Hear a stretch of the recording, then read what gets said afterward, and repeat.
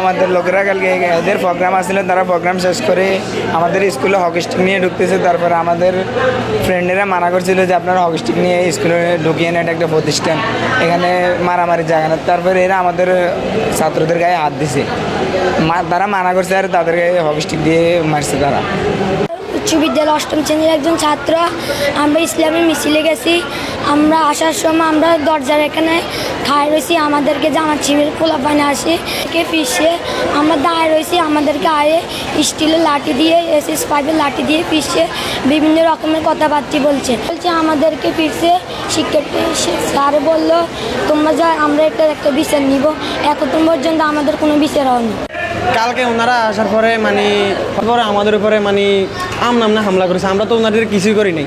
আমরা তো ক্লাস আমাদেরকে স্যার বলছিল যে তোমরা ক্লাসের ভিতরে ঢুকি দাও। আমরা ক্লাসের ভিতরে ঢোকার সময় ওনারা লাঠিচার্জ করেছে আমাদের উপরে। আমার ফাঁয়ে একটা লাঠি দিয়ে আঘাত করেছে ওনারা। তারপর মুজাহিদ আছে, এরপর আমাদের সামিরকে নিয়ে ওনারা মারছে। ক্লাস 6-এর একটা ছেলেকে ওনারা মারছে। এটা বলতে পারবো না কেন আমাদেরকে মারছে, আমরাও তো ওনাদেরকে কিছুই করিনি। আজকে আমরা আন্দোলন করছি যে আমাদের পর্যাপ্ত পরিমাণ আমরা বিচার পাইনি। আমাদেরকে মারছে কিন্তু আমরা কোনো বিচারে পাইনি। কালকে আমাদের হেড স্যারের কাছে আমরা বিচার দিয়েছি এটা নিয়ে। তো স্যাররা তো ওরকম কি কোনো পদক্ষেপ নেয়নি, কিংবা আমরা মিছিল করছি যে আমাদের পর্যাপ্ত পরিমাণ বিচারটা লাগবে। আজকে আমরা মিছিল করছি, কালকে আমাদের শিক্ষার্থী ভাই ও বোনেদের গায়ে হাত দিয়েছে ওরা, এই জন্য আমরা মিছিল করছি আজকে। ওরা জামাত শিবিরেরা কালকে আমাদেরকে জামাত শিবিরা মারছে। ওরা লাঠি টাঠি লই আইছিল। এক বড় ভাই মানা করছিল, তারাও মারছে। আমরা গেছি আর আমাদেরকেও লাঠি টাঠি দিয়ে ঘুষাই টুসাই মারছে। ছিলাম যে এরা লাঠি লই আইছে কি লেগে স্কুলে, তো আমরা ডাক দিতে গেছি, আমাদেরকে এই সময় মারধ। ঘটনা হয়েছে আমরা কালকে একটা প্রোগ্রাম আছিল ইসলামের নিয়ে বিরুদ্ধে গালি করে করলেও, তার আমরা প্রোগ্রাম শেষ করে মারে আইছি। মারা আসার পর দিয়ে এরা জামাত শিবিরা ফুন্ডা নিয়ে এরা তাই ছিল। আসার পর দিয়ে আমরা এরকম একটা হকি স্টিক আসছিল, হকি স্টিক নিয়ে ঢুকার পর আমরা করে মানা করছি যে তোমরা হকি স্টিক নিয়ে স্কুলের ভিতরে স্কুলের ভিতরে তোমরা হকি স্টিক নিয়ে ঢুকছো কি লেগে।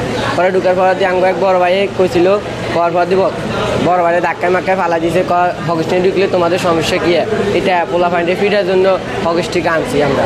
তো বড় ভাই কয় তোমরা তাহলে এটা আনছো কিনলে, বড় ভাইয়ের পরে ধাক্কায় ফালা দিয়েছে। পরে আমরা গেছি যে স্কুল চলমানি তোমরা এটা করলে গেলে। তো পরে আমরা গেছি, এরপর আঙ্গুর কিলি টুসে আঙ্গুর জিগে গেছে, ছোটো বাচ্চা একটা হিগারও মারছে। এরপর নেতৃবৃন্দরা আসছে তো আমার এখানে, আমি তো নেতৃবৃন্দের সাথে একসাথে ওনাদেরকে আমরা চাটা খাওয়াই দিছি। ওখান থেকে কী হয়েছে ওটা আমার জানার বিষয় না। পরে উনি যিনি সদর 3 আসনের MP প্রার্থী, উনি বলছে স্যার আমি একটু ক্লাসে যাবো, যদি আপনি অনুমতি দেন 1 মিনিট করি। হ্যাঁ সমস্যা নেই, কিন্তু আপনি আমাদের অতিথি, আপনি যান। উনি একটা ক্লাসে যায় কথাবার্তা সালামাল কিনছে, আর কিচ্ছু না, যে আমিও অমুক জায়গার প্রার্থী, আপনাদের মা বাবাকে আমার সালাম দিয়েন আর আমার জন্য একটু দোয়া করতে বলবেন। এটা বলতে না বলতে ফাঁসের রুম থেকে ভুয়া ভুয়া ভুয়া শ্লোগান, এটা কোন আলামত?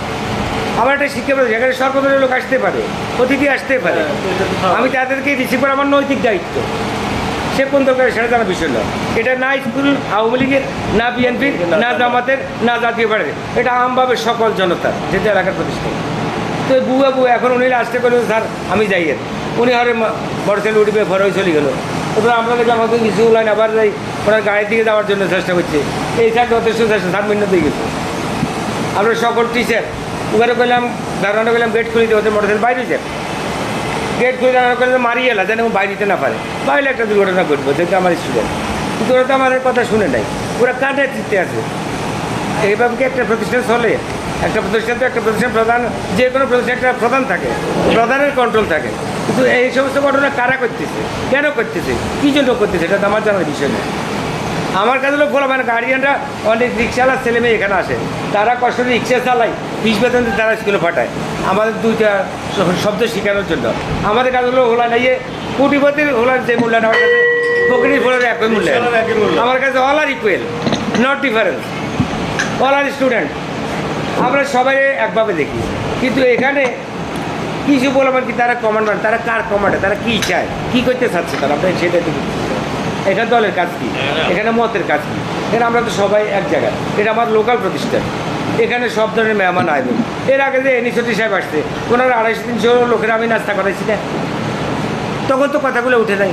এখন উনি আসছে একজন সম্মানী মানুষ, উনি নাস্তা করা শেষ, ক্লাসে দেবো 11 শাখাতে 11 দেবো না, 22 মিনিট লিখবো না হইলে বলে চলে যাব, কিন্তু ওনারে বুয়া বুয়া স্লোগান দিয়ে এটা তো ওনাকে ইনসার্ট করা হয় নাই ক্লাসের ভিত্তিতে, এটা তো ওনারে ইনসার্ট করে, এটা আমার স্কুলটাকে ইনসার্ট করা হয়েছে, আমার স্কুলকে ছোটো করা হয়েছে। উনি যখন আসছে উনি একজন